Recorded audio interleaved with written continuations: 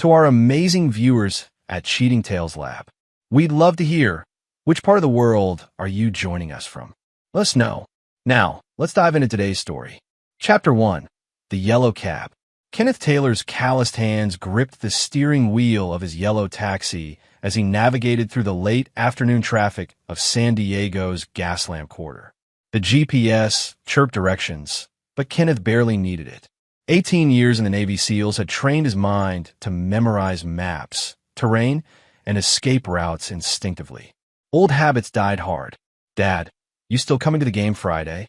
The voice crackled through his phone speaker. Benjamin Taylor, his 17-year-old son, sounded hopeful. "Wouldn't miss it, Ben. You're starting at quarterback, right?" "Coach says maybe, if I nail practice this week." There was a pause. Mom would have been proud. Kenneth's jaw tightened. Sarah had been gone 3 years now. Cancer had taken her faster than any enemy combatant he'd ever faced.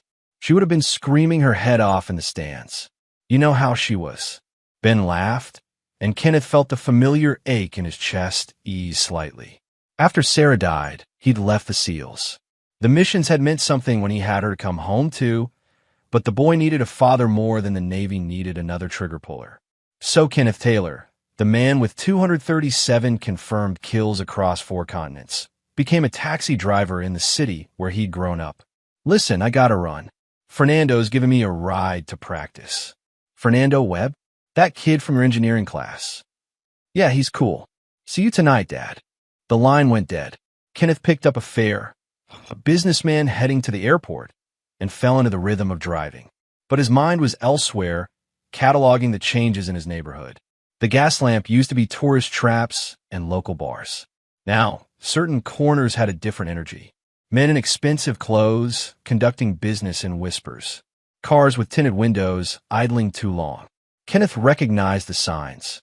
The Sinaloa Cartel had been expanding north for the past 2 years, and San Diego was prime real estate. Kenneth had seen their handiwork overseas, the brutality, the corruption. He'd hoped civilian life meant leaving that world behind. At 9 p.m., Kenneth pulled into his driveway. The small house in Normal Heights was dark. Ben should have been home by now. Kenneth felt the old instincts kick in, that sixth sense that had kept him alive in Fallujah, in Helmand Province, in a dozen other hellholes most Americans couldn't find on a map. He checked his phone. No messages. He called Fernando Webb's number, one he'd made Ben share for emergencies. It rang twice before a voice answered, but it wasn't Fernando. "Mr. Taylor." The voice was smooth, accented, amused. "I was wondering when you'd notice." Kenneth's blood went cold. "Where's my son?" "Somewhere safe. For now. You see, Mr. Taylor, your boy has something that belongs to me. A very expensive flash drive that Fernando Webb stole from my organization. Fernando is dead, naturally, but the drive wasn't on him, which means your son has it." Kenneth's mind raced. Fernando must have passed it to Ben, probably not even knowing what he was carrying. "He doesn't know anything about your drive." "Perhaps, but until I have it back, the boy stays with me." "Insurance, you understand." "Let me talk to him. Tomorrow, midnight. I'll call with instructions." The line went dead. Kenneth stood in his dark kitchen, breathing slowly, methodically. He walked to his bedroom closet and pushed aside the winter coats. Behind them was a false panel he'd installed himself. Inside, a Sig Sauer P226, his old service weapon, 2 K-bar knives, a tactical vest, and a burn phone with 1 number programmed in. He dialed. After 4 rings, "This better be good, Kenny. Do you know what time it is?" "Stan, it's happening. I need the package." Stan Savage had been Kenneth's spotter for 6 years in the SEALs. After retirement, Stan had opened a security consulting firm that was really a front for keeping tabs on organized crime for select clients. He'd warned Kenneth about the Sinaloa expansion months ago. "Jesus, what happened?" They took Ben. There was a long pause. "I'm on my way. 20 minutes. Don't do anything stupid until I get there." Kenneth hung up and stared at the weapons. For 3 years, he'd been a father first, a taxi driver, a man trying to build a normal life from the ashes of his old one. But some skills never faded. Some instincts never dulled. Whoever took his son had just made the worst mistake of their life. Chapter 2. The Machine Awakens. Stan Savage arrived 17 minutes later, carrying a duffel bag and wearing the expression Kenneth had seen 100 times before missions. Grim determination mixed with battle-ready focus. Stan was shorter than Kenneth, but built like a fire hydrant, with graying hair buzzed military short and a scar running from his left ear to his collarbone. Courtesy of Kandahar, 2009. "Talk to me," Stan said, dumping the duffel on Kenneth's kitchen table. Kenneth laid out everything. Fernando Webb, the flash drive, the phone call. Stan's jaw tightened as he pulled a laptop from his bag and started typing. Fernando Webb, 17, senior at Hoover High. Stan's fingers flew across the keyboard. Father Miguel Webb, Mother Lydia Webb. Jesus, Kenny. Miguel Webb ran a small-time auto shop in Barrio Logan. Past tense. His body was found 3 days ago. Torture. Execution style. The cartel was looking for the drive, Kenneth said quietly. And when they couldn't find it, they grabbed the son. Stan pulled up security camera footage from traffic cams. Fernando's car was last spotted heading toward the barrio. Then nothing. They snatched both boys off the street. Kenneth felt the familiar coldness spreading through his chest, the same detachment he'd learned to cultivate before mission. Emotion was a liability. Anger made you stupid. But controlled fury? That was a weapon. Who runs Sinaloa operations in San Diego? Stan pulled up a photo. Miguel McDaniel. 42, Mexican-American, born in Tijuana. Violent, ambitious, and stupid enough to think expansion is worth a war with the locals. He took over 6 months ago after the previous boss got arrested. McDaniel's trying to prove himself to the big bosses in Culiacan. Kenneth studied the face. Handsome in a cruel way, with slick back hair and a smile that didn't reach his eyes. Miguel McDaniel wore expensive suits and gold jewelry like armor. How many men does he have? Active enforcers? Maybe 30. He keeps a core group of 12 at his main operations, a bar called El Corazon in Barrio Logan. It's a front for his distribution hub. Where would he keep prisoners? Could be anywhere. Warehouse, safe house, even the bar itself. Miguel likes to keep valuable assets close. Stan closed the laptop and looked at Kenneth. Kenny, we need to call the FBI. They've got a task force. No cops. You know what happens when authorities get involved in cartel kidnappings. Stan nodded grimly. They both knew. The cartels had perfected the art of killing hostages the moment law enforcement showed up. It was their insurance policy. So what's the play? Kenneth was quiet for a moment, running scenarios. They'll call tomorrow at midnight with demands. Until then, I wait. Bullshit. Stan opened the duffel bag, revealing night vision goggles, a suppressed Glock 19, ammunition, and surveillance gear. We scout El Corazon tonight. Get eyes on their operation. When they call with demands, we'll already know their setup. Kenneth felt a grim smile tug at his lips. You're supposed to talk me out of this. I'm 62 years old and bored as hell. Besides, Ben's practically my nephew. Those cartel pricks should have done their homework before they grabbed a SEAL's kid. They spent the next 3 hours planning. Stan had detailed surveillance on El Corazon from his consulting work. Floor plans, guard rotations, even a bartender's schedule. Miguel McDaniel held court there most evenings, surrounded by his 12-man security detail. The men were ex-military from both sides of the border, well-trained, well-armed, and well-paid. At 2 a.m., they drove to Barrio Logan in Stan's nondescript Ford sedan. El Corazon occupied a corner building, its neon sign casting red light across the empty street. 4 men stood outside smoking, bulges under their jackets obvious even from a block away. Kenneth raised a telephoto camera and started photographing faces.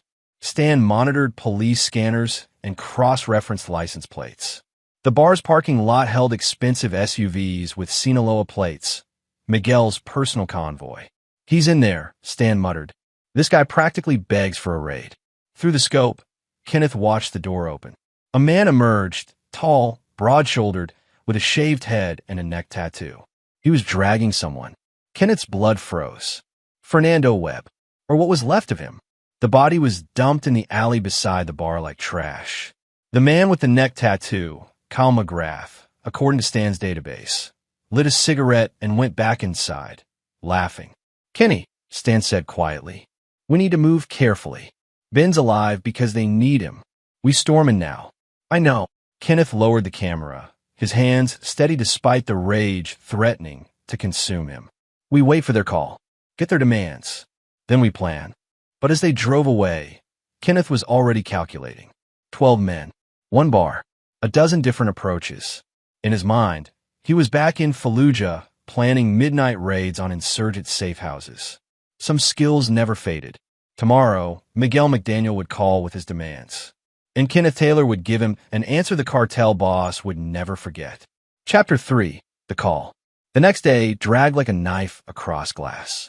Kenneth drove his taxi through San Diego's streets, picking up passengers, making small talk, all while his mind ran tactical scenarios on an endless loop. Every traffic light was a checkpoint. Every passenger was a potential asset or threat. The city he'd lived in for 47 years had transformed into a battlefield. At 6 p.m., he parked the taxi in his driveway and went inside. Stan was already there, having let himself in with the spare key. The kitchen table was covered with printed surveillance photos, maps, and weapons. Ben's phone pinged a cell tower near the harbor 3 hours ago, Stan said without preamble. Then nothing. They either destroyed it or it died. The harbor. Kenneth studied the map. Warehouses, shipping containers, access to both water and highways. Smart location for keeping hostages. Miguel's giving himself options. I reached out to some old contacts. DEA's been watching Miguel for months, but doesn't have enough for a warrant. He's careful, keeps his hands clean, at least on paper. The flash drive Fernando stole? It's not drugs or money. It's encrypted data. Names, routes, politicians on the take. That information goes public. Miguel's entire operation collapses. And Ben's caught in the middle because some kid made a desperate play. Kenneth felt the weight of it. Fernando Webb had probably thought he could trade the drive for his father's life. Instead, he'd gotten himself killed and Ben taken. At 11:45 p.m., Kenneth's burn phone rang. He let it ring 3 times before answering. Yes, Mr. Taylor. Miguel McDaniel's voice was smooth, almost friendly. I hope you've had time to think about our situation. Where's my son? Alive. Scared but undamaged. For now. You see, I'm a reasonable man. I don't want to hurt the boy. I simply want what's mine. The flash drive Fernando Webb stole. Ben doesn't have it. Perhaps not on his person, but he knows where it is. Fernando was his friend. They were together that afternoon. Miguel's voice hardened. So here's what's going to happen. You're going to ask your son where the drive is. Then you're going to bring it to me. Tomorrow night. Midnight. The old fish processing plant on Harbor Drive.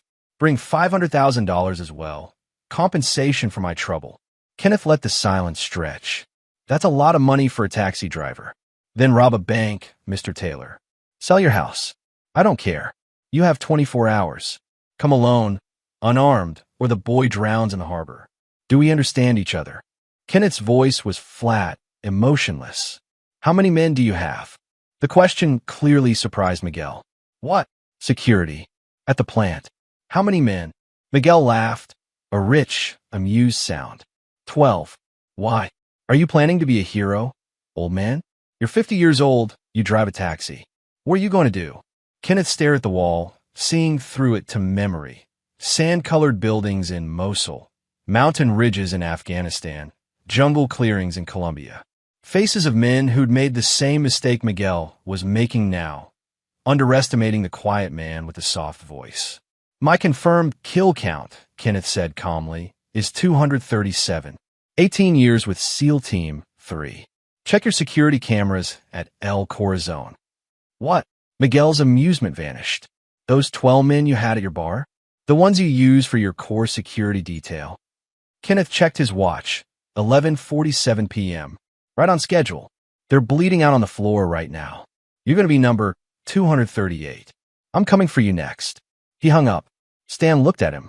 Please tell me you actually did something to those guys and aren't just bluffing. Kenneth allowed himself a small smile. While they'd been preparing, Stan's security consulting firm had been doing other work. 3 ex-SLS and 2 former Marine Raiders, all men Kenneth had served with, had received a lucrative contract for a midnight operation. The target, El Corazon Bar. Kenneth's phone buzzed. A text from a number he didn't recognize. Package delivered. 12 for 12. Buildings secured. Stan's phone lit up with a video feed. Through the grainy security camera footage, they watched Miguel McDaniel's core security team lying on the floor of El Corazon, zip-tied and stripped of weapons. Not dead. Kenneth wasn't a murderer, but definitely out of commission. Kyle McGrath, the man who'd thrown Fernando's body in the alley, had a broken nose and was unconscious. "You magnificent bastard," Stan breathed. "You actually did it." Kenneth's phone rang again. Miguel McDaniel's voice was no longer smooth. "You son of a bitch. You think this changes anything? I still have your boy. And now you have a choice," Kenneth said quietly. "Let him go, and maybe you live through tomorrow. Keep him, and I dismantle your entire organization piece by piece. Starting with you. You're one man. I'm the man who turned El Corazon into a crime scene without firing a shot. What do you think I'll do when I stop being polite?" Kenneth let that sink in. "Midnight tomorrow. The fish processing plant. I'll be there. But Miguel, I won't be alone, and I won't be unarmed. You wanted 500,000?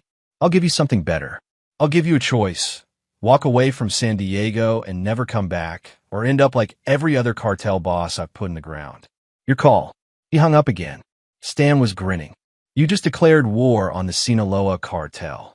"No, I declared war on Miguel McDaniel. There's a difference." Kenneth started checking his weapons. Miguel's ambitious. He overextended, grabbed territory too fast, made enemies. The cartel bosses in Culiacan are watching to see if he can hold San Diego. We make him look weak, make him look like a liability. They'll cut him loose to save face. That's a hell of a gamble. It's the only play that saves Ben. Kenneth loaded his Sig Sauer with practiced efficiency. Miguel's ego won't let him walk away now. He'll try to make an example of me, which means tomorrow night he brings whatever force he has left to that plant. And we'll be ready. Stan nodded slowly. Just like old times. Just like old times, Kenneth agreed. But as he prepared his gear, he thought about Ben, his son, who loved football and engineering and still slept with a photo of his mother on his nightstand. Ben, who didn't know his father had once been the most decorated sniper in SEAL Team 3. Tomorrow night, Benjamin Taylor would learn exactly who his father really was. And Miguel McDaniel would learn why you don't threaten a SEAL's family. Chapter 4. The Hunter. Miguel McDaniel stared at his phone like it was a live grenade. Around him, his luxury penthouse suite at the Marriott downtown felt like a cage. Through the floor-to-ceiling windows, San Diego's skyline glittered. But Miguel saw only threat in every shadow. "Boss, we need to evacuate," said Joel Barber, his second-in-command. Joel was ex-Army, dishonorably discharged for aggravated assault, and had been with Miguel since the beginning. This Taylor guy isn't bluffing. He took out the entire El Corazon crew without killing anyone. That's professional work. I know what professional work looks like. Miguel threw his glass against the wall. That's exactly why we're not running. You think the bosses in Culiacan will respect me if I tuck tail from one washed-up SEAL? Washed up. Joel pulled up a file on his tablet. Kenneth Taylor, age 47, 18 years active duty, SEAL Team 3. 3 Bronze Stars, 2 Silver Stars, 1 Navy Cross. 237 confirmed kills across Iraq, Afghanistan, Syria, and Colombia. He was a sniper instructor at Coronado before he retired. This guy isn't washed up. He's a goddamn legend. Miguel felt ice in his stomach, but forced his expression to remain calm. He's one man. We still have a boy. Do we? Joel pulled up another screen. No one checked the harbor warehouse in 3 hours. I've been calling, no answer. Miguel grabbed his own phone and dialed. Ring, ring, ring. Nothing. He tried the second number. The third. All silent. Get Tyrone and Alex. We're going there now. They took Miguel's armored Escalade, with Tyrone Shannon driving and Alex Atkins riding shotgun. Both men were ex-cartel enforcers Miguel had recruited from Tijuana. Brutal, efficient, loyal. Or at least, they had been until 20 minutes ago when the bounty notice appeared. Joel showed Miguel his phone. On an encrypted message board used by mercenaries and contractors, someone had posted, "Bounty, $50,000 per man who delivers Miguel McDaniel to Kenneth Taylor. Alive preferred. Dead acceptable." Additional $100,000 for safe return of Benjamin Taylor. Who the hell posted this? Miguel demanded. Untraceable. But it's verified. The money's in escrow. Joel's expression was grim. Boss, every gun for hire between here and Los Angeles just got a very lucrative reason to hunt you. The warehouse sat near the harbor, surrounded by rusting shipping containers and the smell of salt water. It was supposed to be secure. 2 guards outside, 3 inside, 1 watching a boy. But when they arrived, the guards were gone. Miguel drew his gold-plated .45. Fan out. They found the exterior guards zip-tied in a storage container, unconscious but alive. Same MO as El Corazon. Inside the warehouse, the interior guards were similarly incapacitated. And in the back room, where they'd been keeping Benjamin Taylor. Empty. Just an open window and a note pinned to the wall with a K-bar knife. Miguel snatched the note, written in neat, precise handwriting. Miguel, your men are alive because killing them would make me like you. Benjamin is safe. But you still have something I want. Your organization's data. Same deal as before. Walk away from San Diego, give me the names of every cop and politician you own, and I let you live. Refuse, and I'll kill everyone you value until you have nothing left but regret. You have 12 hours. Okay, Taylor. He has the kid, Miguel breathed. He got the kid without firing a shot. Joel was already backing toward the door. Boss, we need to leave. Now, Taylor's playing us. He probably has this place surrounded. They ran for the Escalade. Tyrone had the engine running before Miguel even reached the door. They peeled out, tires screaming, and made it 3 blocks before the spike strip shredded their tires. The Escalade skidded to a halt. Miguel scrambled out, .45 raised, scanning the darkness. Nothing moved. Then a red laser appeared on Alex's chest. Then another on Tyrone. Then 4 more on Joel. Weapons down. A voice called from the darkness. Not Kenneth's voice, deeper, older. Miguel, you're worth more alive, but don't test me. Stan Savage stepped into view, assault rifle trained on Miguel. Behind him, 5 men in tactical gear emerged from the shadows. The same crew that had taken El Corazon. Kenneth sends his regards, Stan said. Also, he wanted me to mention your 12 hours just became 6. He's feeling impatient.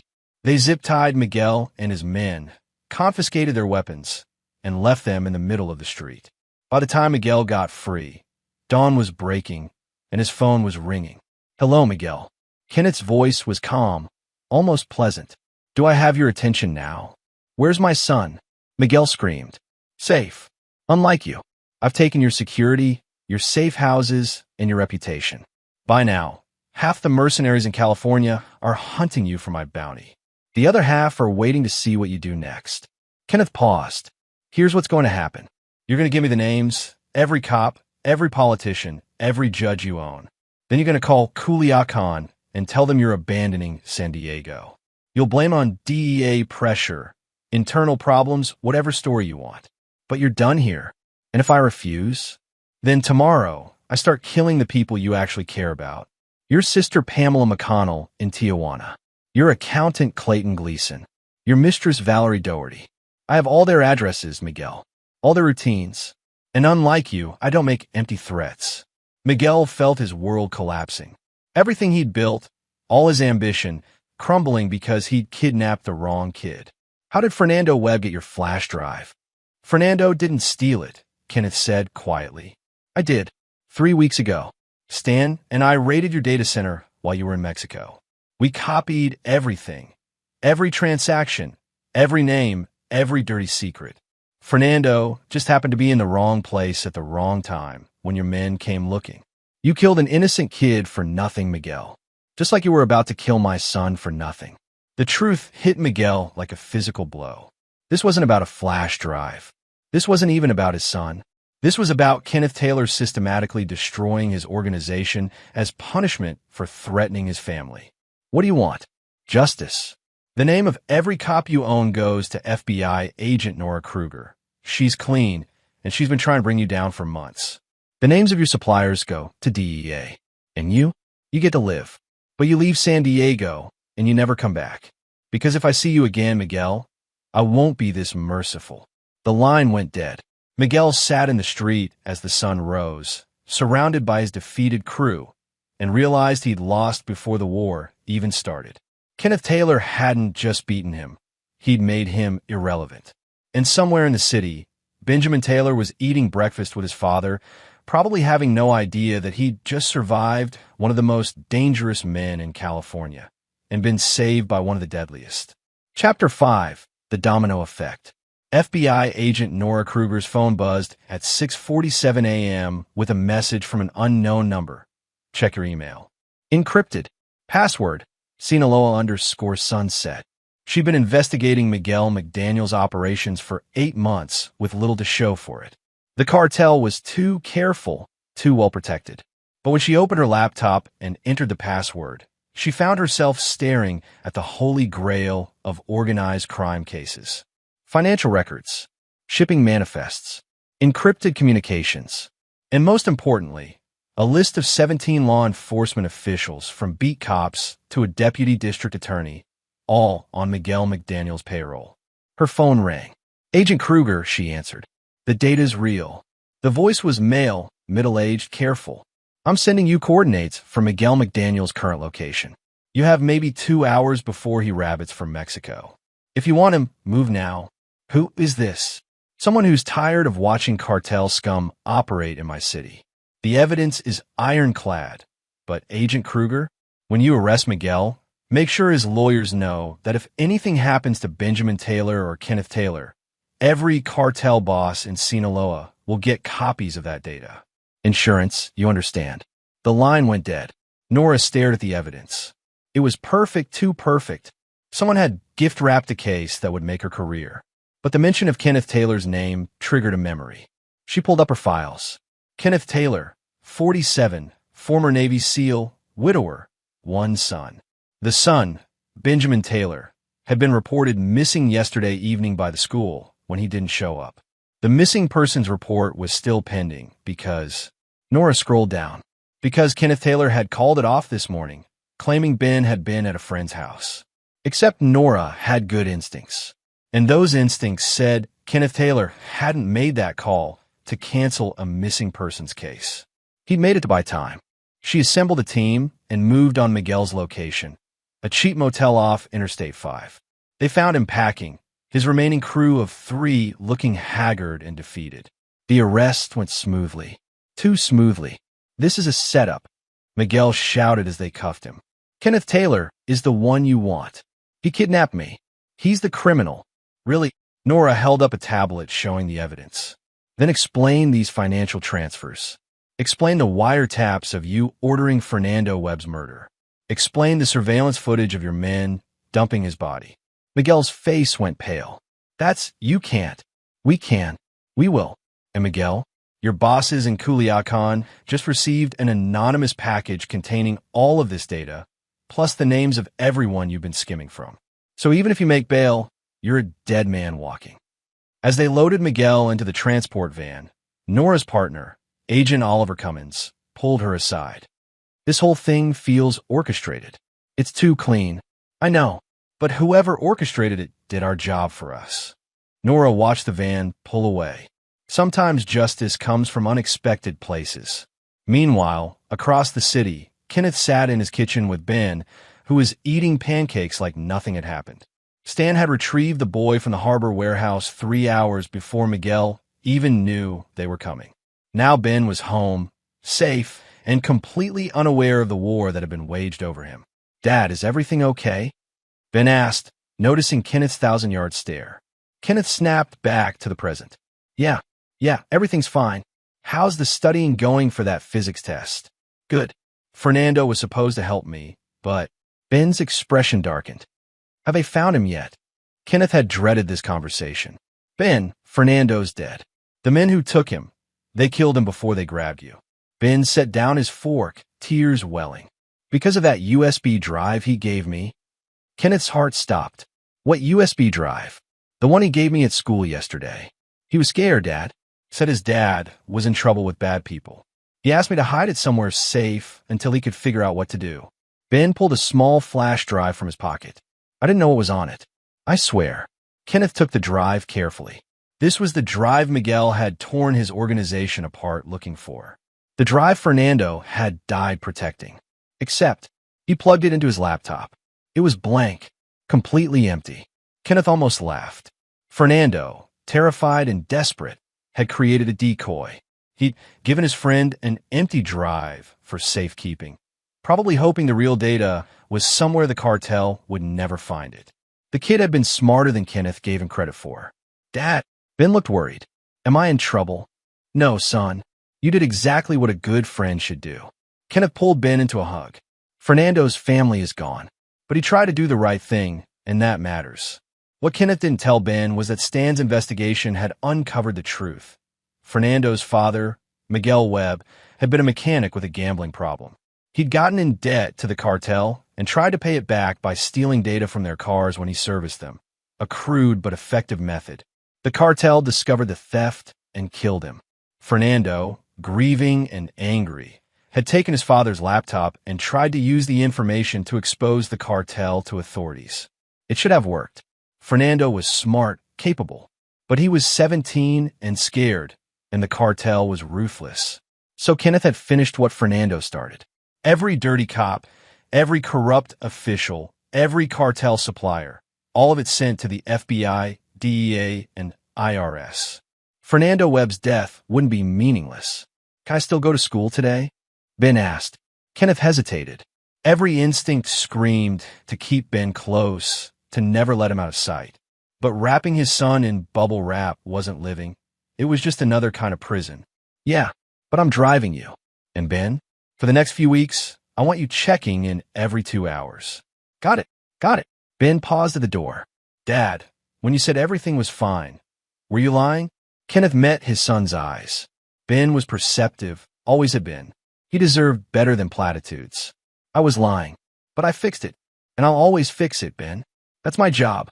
Ben nodded slowly, processing this. Then he grabbed his backpack and headed for the door. "Dad, thanks for being scary when you need to be."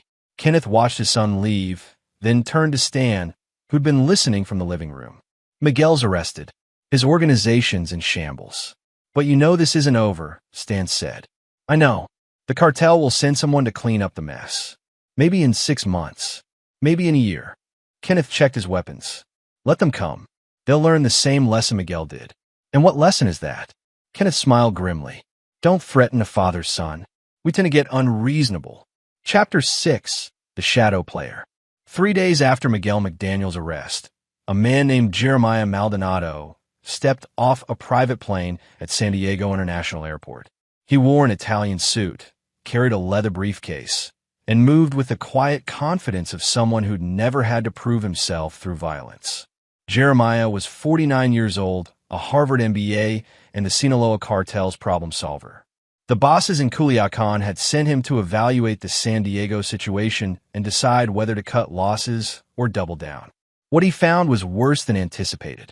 Miguel McDaniel was in federal custody, singing like a canary to reduce his sentence. 17 law enforcement officials had been arrested on corruption charges. The cartel's distribution network in California was in chaos. And at the center of it all was a 47-year-old taxi driver named Kenneth Taylor. Jeremiah sat in a rented Mercedes, reading Kenneth's military file. It made for impressive reading. SEAL Team 3's most decorated sniper. Missions in Iraq, Afghanistan, Colombia, and Syria. Counterterrorism operations that were still classified. And then, 3 years ago, he'd simply walked away to raise his son. What do we know about his current capabilities? Jeremiah asked his assistant, David Edwards, a former Marine turned cartel intelligence analyst. He's maintained contact with at least 15 former special operations personnel. The bounty he posted on Miguel? Funded through an offshore account we can't trace. His partner, Stan Savage, runs a security firm that's actually a front for private military work. Bottom line, Taylor can call on favors from people we don't want to mess with. Jeremiah drummed his fingers on the steering wheel. Miguel made 3 mistakes. First, he kidnapped Taylor's son without knowing who the father was. Second, he underestimated a SEAL's capabilities. Third, he assumed brute force would work. So what's our play? We don't have one. We cut losses and withdraw from San Diego. Jeremiah saw David's surprise. The cost-benefit doesn't work. Fighting Taylor means fighting his network. That's dozens of special operations veterans, all with combat experience, all loyal to each other. We'd win eventually through sheer numbers, but the collateral damage would bring federal heat we can't afford. Plus, Taylor's already sent our data to the FBI. Our political protection is gone. The bosses won't like it. The bosses will understand strategic retreat. Jeremiah started the car. But first, I need to talk to Kenneth Taylor. Kenneth was driving his taxi when a Mercedes pulled alongside him at a red light. The rear window rolled down, revealing a well-dressed man with intelligent eyes. "Mr. Taylor, I wonder if you have a moment for a fare. I'll pay well." Every instinct screamed danger, but Kenneth's hand was already on the Glock under his seat. "Where to?" "Anywhere. I just want to talk." Kenneth studied the man. Not a threat. At least, not an immediate one. He pulled over, and a man got in the back seat. "Jeremiah Maldonado. I work for the people Miguel McDaniel worked for. I know who you are. You're the Cartel's cleanup crew." Jeremiah smiled slightly. "Direct. I appreciate that. Mr. Taylor, I'm here to deliver a message from Culiacan. We're withdrawing from San Diego. Miguel's arrest, combined with your intervention, has made this territory untenable. You've won. That's it? You're just leaving? What would you have us do? We could send more men, start a war. But you call in favors from your SEAL teams, your Ranger buddies, your Marine contacts. We'd be fighting veterans who know our tactics better than we do. The mathematics don't work in our favor." Jeremiah leaned forward. "You see, Mr. Taylor, Miguel thought you were just an angry father. He didn't realize you're a strategic thinker. You didn't just rescue your son. You dismantled our infrastructure, corrupted our political protection, and made an example of Miguel that will echo through the organization. That's not revenge. That's warfare." Kenneth kept his eyes on the road. "What do you want, Maldonado?" "Assurance. You have data on our operations, our people. We're leaving San Diego, but we operate in other cities. I need to know that data stays contained. I gave the FBI everything about San Diego operations. What happens in Los Angeles or San Francisco or Phoenix? That's not my concern. As long as you stay away from my city and my family, we don't have a problem." Jeremiah nodded slowly. "Fair enough. But I need to ask, why didn't you kill Miguel? You had multiple opportunities. A man with your skills could have made him disappear." Kenneth pulled over and turned to face Jeremiah. "Because I'm not an assassin anymore. I'm a father. Miguel needed to face justice, not a bullet. His organization needed to collapse publicly so everyone would know there are consequences. If I just killed him quietly, you'd have sent someone else, and we'd be having a different conversation. You're saying the spectacle mattered. The spectacle was the point." Kenneth's voice was cold. "I wanted every cartel boss from here to Mexico City to know. San Diego is off limits. Touch my family again, touch anyone in this city under your protection, and I won't stop at dismantling one operation. I'll bring down the entire network. That data I gave the FBI, that's just San Diego. But Stan's been collecting intelligence on your organization for years. We know your routes, your suppliers, your money laundering operations across 3 countries. Push me, and I'll burn it all down." Jeremiah was quiet for a long moment. "That's a bold bluff." "It's not a bluff. Check your accounts in the Cayman Islands. The ones under shell corporations registered to Christine Sims and Lisa Molina. Notice anything different?" Jeremiah pulled out his phone, his expression calm, but his fingers moving quickly. Then his face went pale. "You? How did you?" "I transferred exactly $1 from each account, just to prove I could." Kenneth's smile didn't reach his eyes. "Those accounts hold $47 million in cartel funds. With one phone call, I can move that money to DEA asset forfeiture accounts. Or I can leave it alone. Your choice depends on whether we have an understanding." Jeremiah closed his phone carefully. "We have an understanding. San Diego is yours." "Good. Now, get out of my cab." After Jeremiah left, Kenneth drove for an hour, making sure he wasn't followed. Then he called Stan.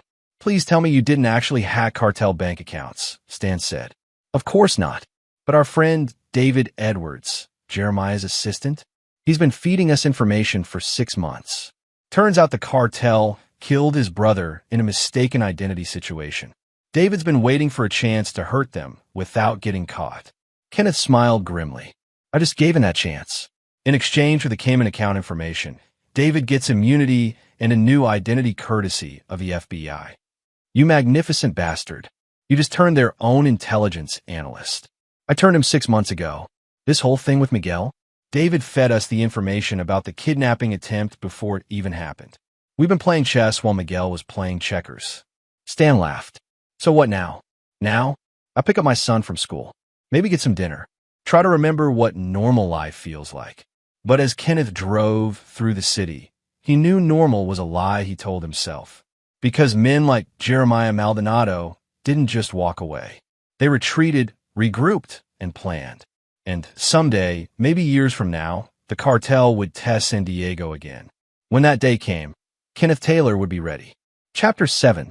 The Last Thread. For 2 weeks, life returned to something resembling normal. Kenneth drove his taxi. Ben went to school, though he was quieter now, processing Fernando's death in the way teenagers do, with silence and distance. The FBI arrested more corrupt officials. Miguel McDaniel's trial date was set. San Diego breathed easier. But Kenneth couldn't shake the feeling that something was unfinished. He was right. The first sign came when Stan called at 2 a.m. Kenny, we have a problem. David Edwards is dead. Kenneth was instantly awake. Ow! Car accident. Brake lines cut. Professional job. Someone inside the cartel figured out he was feeding us information. Kenneth felt cold dread. David had been their insurance policy, the insider who kept them informed about cartel movements. Without him, they were blind. Who knew about David besides us? FBI agent Kruger, and she's solid. But Kenny, there's more. Remember Kyle McGrath? Miguel's enforcer? The one who killed Fernando Webb. He made bail yesterday. Went straight to a safe house we didn't know about.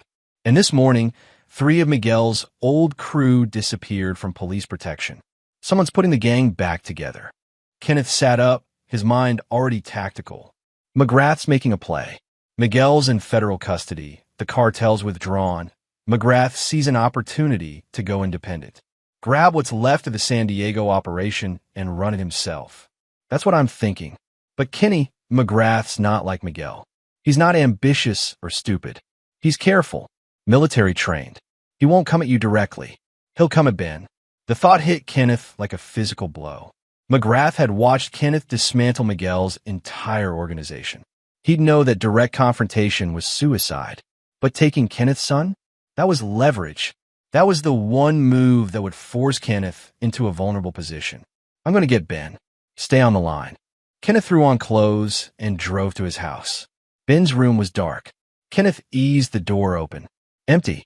The window was open, curtain moving in the breeze. Kenneth's training took over. He checked the room methodically. No signs of struggle. Ben's phone was on the nightstand. His backpack was gone, but on the pillow was a note in Ben's handwriting. Dad, don't freak out.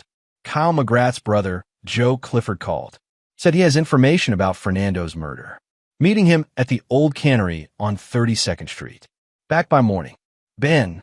Kenneth's blood froze. Kyle McGrath didn't have a brother named Joe Clifford. But Joe Clifford was the name of one of Miguel's old enforcers. One of the 3 who disappeared from police protection. Stan, they have him. Used a false flag to lure him out. Jesus. Where? The old cannery on 32nd. It's a trap. They'll be waiting for me. Then we call the FBI. Get SWAT. No time. They'll kill Ben the moment they see police lights. Kenneth was already loading weapons into his car. Stan, I need you to do something for me. Call Agent Kruger. Tell her everything. But tell her to give me 2 hours before she moves. 2 hours to get my son back. Kenny, you can't go in alone against McGrath and 3 trained soldiers. I'm not going alone. I'm calling in every favor I have. Kenneth made 6 phone calls. 6 men he'd served with over 18 years. 6 men who owed him their lives, or whose lives he'd saved, or who simply understood that when a brother SEAL called in the middle of the night, you answered. By 3:30 a.m., they were assembled in an abandoned warehouse a mile from the cannery. Stan Savage, Arnold Foley, former SEAL Team 3, Justin Farley, Marine Force Recon, Clayton Gleason, Army Ranger, no relation to Miguel's accountant, Gary Blevins, former Delta, and Kenneth. Kenneth laid out the tactical situation on a map. The cannery's 10,000 square feet, 2 stories, multiple entry points. McGrath has been somewhere inside. He'll be expecting me to come alone. He won't be expecting this. What's the play? Arnold asked. He was 52, gray-bearded, and still built like a linebacker. Divide and isolate. Stan, you and Clayton take the north entrance. Suppress any resistance, but don't engage unless necessary. Justin, Gary, you're with me on the south side. Arnold, you're overwatch on the building across the street. Anyone comes out that's not Ben or me, you stop them. Rules of engagement? Justin asked. Kenneth's expression was cold. McGrath and his crew are cop killers. They murdered David Edwards. They're holding a minor hostage. You're authorized to use lethal force if threatened, but I want them alive if possible. They need to answer for Fernando Webb's murder. At 4 a.m., they moved. Chapter 8, The Cannery. The old cannery loomed against the pre-dawn sky like a rusted tomb. Kenneth approached from the south, Justin and Gary flanking him in the shadows. Through his night vision goggles, he saw 2 guards on the exterior, amateur positioning too close together. Kenneth hand signaled. Justin moved like smoke, covering the distance in seconds. 2 suppressed shots from his pistol, and both guards went down with tranquilizer darts. Not dead. Kenneth had insisted on non-lethal options where possible, but they'd wake up with concussions and zip ties. South entrance clear, Kenneth whispered into his comms. North entrance secured, Stan reported. 2 more guards down. This is almost too easy. That's when Kenneth knew something was wrong. Kyle McGrath was ex-military, cautious. He wouldn't leave only 4 guards on a hostage situation. Unless. It's a trap, Kenneth said. McGrath knew we'd come with force. He's got Ben somewhere else and turned this place into a kill box. Fall back. The cannery exploded. Not literally, no fire or debris, but floodlights snapped on, blinding them. From concealed positions, a dozen men opened fire with automatic weapons. Kenneth dove behind a rusted container as bullets sparked off metal around him. Contact. Heavy resistance. Gary shouted. Kenneth assessed quickly. McGrath had recruited more than just Miguel's old crew. He'd hired mercenaries, probably using Cartel, funds Miguel had hidden. The guns they were using were military grade, and the positioning was professional. Arnold, where's the fire coming from? Kenneth demanded. Second floor windows, catwalks, 3 positions on the ground floor. Arnold's rifle cracked once, twice. 2 hostiles down. But Kenny, I'm seeing at least 15 shooters. This is a full tactical team. Kenneth's mind raced. They were pinned down, outnumbered, and Ben was still inside. Everything he'd taught himself about tactical patience warred with his desperate need to save his son. Then his radio crackled with a new voice. Mr. Taylor, can you hear me? Kyle McGrath. I hear you, Kenneth said calmly, despite his racing heart. Your son's alive. For now. You've got quite the army, but I've got more. And I've got him. So here's what's going to happen. You're going to tell your men to stand down. You're going to walk into the cannery, alone and unarmed. And then we'll talk about what happens next. What do you want, McGrath? What everyone wants. Money and survival. Miguel was too flashy, too ambitious. But I'm smarter. I know the cartel's abandoned San Diego. That means this territory's open. I'm going to run it. And you? You're going to help me. Kenneth almost laughed. Why would I do that? Dad, Ben croaked. Don't. Shut up, McGrath snapped. Then, to Kenneth, you're tougher than Miguel gave you credit for. But you're still just a man. And men have weaknesses. Kenneth didn't look at Ben.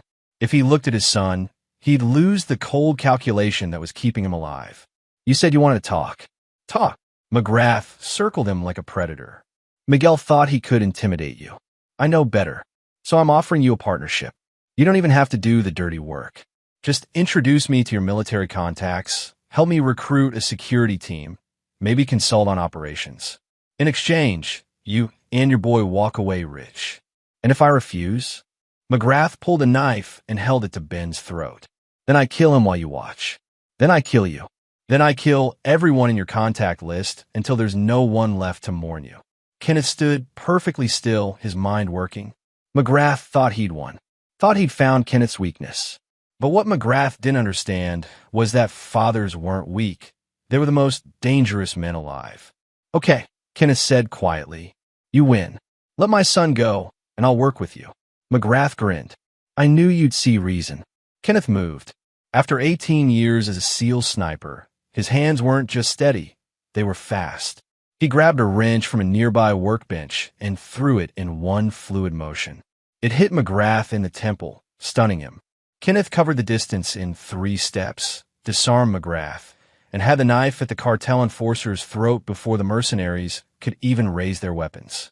Nobody move, Kenneth shouted, or McGrath dies. The mercenaries froze. Kenneth cut Ben's bonds with one hand while keeping the knife at McGrath's throat with the other. Dad, how did you? Later. Stay behind me. But McGrath laughed, blood running down his face. You think you've won? You're still surrounded. You kill me, my men kill you both. Maybe, Kenneth said. Or maybe you should ask yourself why I walked in here so calmly. That's when the FBI arrived. Agent Nora Kruger had given Kenneth his 2 hours. But she'd also positioned her SWAT team around the perimeter, waiting for Kenneth's signal. The moment he grabbed McGrath, Arnold had sent the code via laser marker, visible only through tactical scopes. Now, flashbangs detonated, smoke filled the cannery, and federal agents swarmed in with overwhelming force. The mercenaries, realizing they were about to be arrested for kidnapping and assault on federal agents, Stan had called it in as targeting FBI personnel, surrendered en masse. Kyle McGrath snarled. You set this up. All of it. From the moment you took my son, Kenneth confirmed. I knew you'd try something like this. So I made sure the FBI knew exactly where to be and when. You wanted to use Ben as leverage. Instead, you just gave Agent Kruger enough evidence to put you away for life. As the FBI cuffed McGrath and his crew, Kenneth pulled Ben into a tight hug. Dad, I'm sorry. I thought I was helping. You didn't do anything wrong. They used Fernando's death to manipulate you. But it's over now. We're going home. Chapter 9. Aftermath. 3 weeks later, Kenneth sat in FBI agent Nora Kruger's office, signing the last of the witness statements. The case against Kyle McGrath and his mercenary crew was ironclad. Kidnapping, attempted murder, weapons trafficking. Miguel McDaniel had already pleaded guilty to avoid a trial that would expose more cartel operations. Both men would spend the rest of their lives in federal prison. You know, Nora said, leaning back in her chair, I should arrest you too. Vigilante justice, conducting military operations on U.S. soil, bribing witnesses. But you won't, Kenneth said calmly. But I won't. Because technically, you didn't break any laws I can prove. You rescued your son from kidnappers. You provided evidence against organized crime. And you made my career by handing me the biggest cartel bust in San Diego history. She smiled slightly. Just promise me you're done playing soldier. I'm done. I just want to be a father again. Nora nodded. For what it's worth, Mr. Taylor, you're one hell of a father. Kenneth drove home in his taxi, the familiar streets of San Diego looking different now. Lighter, somehow. The cartel presence was gone. The corrupt cops were in jail. The city felt safer. At home, Ben was in the living room doing homework. He looked up when Kenneth entered, and for a moment, neither spoke. Then Ben said, Fernando's mom called me. She wanted to thank us. She said the FBI told her we're the reason they caught his killers. Fernando was brave. He tried to do the right thing. So did you. Ben set down his pencil. Dad, I know you haven't told me everything about what happened, and that's okay. But I need to know, are we safe now? Kenneth sat down beside his son. Yeah, Ben, we're safe. The people who threatened us are gone. And if anyone ever tries to hurt you again, they'll face the same consequences. You're kind of scary when you want to be. Kenneth smiled. Only to people who threaten my family. To you? I'm just Dad. They sat in comfortable silence for a while.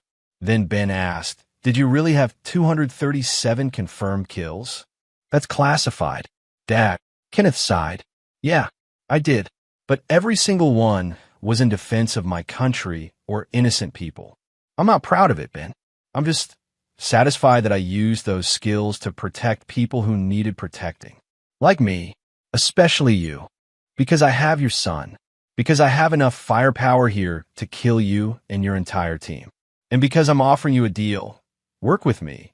Use your military connections to help me build a new operation, and Ben lives. You get to go home, be a father, and I'll leave you alone. Refuse, and I start sending you pieces of him. Kenneth looked at Stan, who was bleeding from a graze wound, but giving him a determined nod. He looked at his team, men who'd followed him into hell before and would do it again. Okay, Kenneth said. I'm coming in, alone, unarmed. But McGrath, when this is over, you're going to wish you just killed me. He stood, hands raised, and walked toward the cannery entrance. Behind him, his team held their fire. The mercenaries let him pass, patting him down and confiscating his sidearm, his knives, even his phone. Inside, the cannery was a nightmare of shadows and rusted machinery. Kyle McGrath stood in the center, a smile on his brutal face. Behind him, tied to a chair, was Ben. His son's lip was split, his eyes swelling, but he was alive. Ben was quiet for a moment. Then, thanks for being my dad. Kenneth felt tears threatening. The first real emotion he'd let himself feel in weeks. Thanks for being my son. That night, after Ben went to bed, Kenneth stood in his backyard, looking at the stars. His phone rang. Stan Savage. You watching the news? Stan asked. Kenneth went inside and turned on the TV. A breaking story. Jeremiah Maldonado, the Sinaloa cartel's problem solver, had been arrested in Los Angeles on money laundering charges. The evidence? Anonymous tips and financial records from offshore accounts. Kenneth smiled.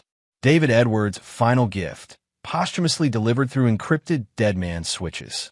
Looks like David got his revenge after all, Stan said. Yeah, and the cartel lost another piece. They'll think twice before trying San Diego again. So what now, Kenny? You gonna hang up the tactical gear for good? Kenneth looked around his modest home. The place where Sarah had lived, where Ben had grown up, where memories were made. Yes, Stan. I'm done. No more missions. No more wars. Just taxi driving and PDA meetings and normal, boring life. Good. You deserve it. Stan paused. But if you ever need backup, I know where to find you. They hung up, and Kenneth locked his weapons in the safe. Tomorrow, he'd drive his taxi.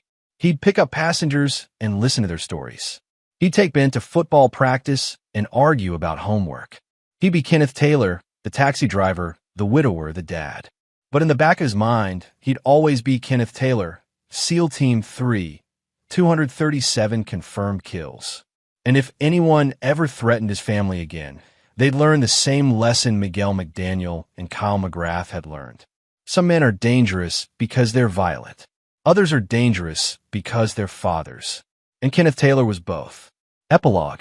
6 months later, Benjamin Taylor stood at his high school graduation. His father sat in the front row, cheering louder than any other parent.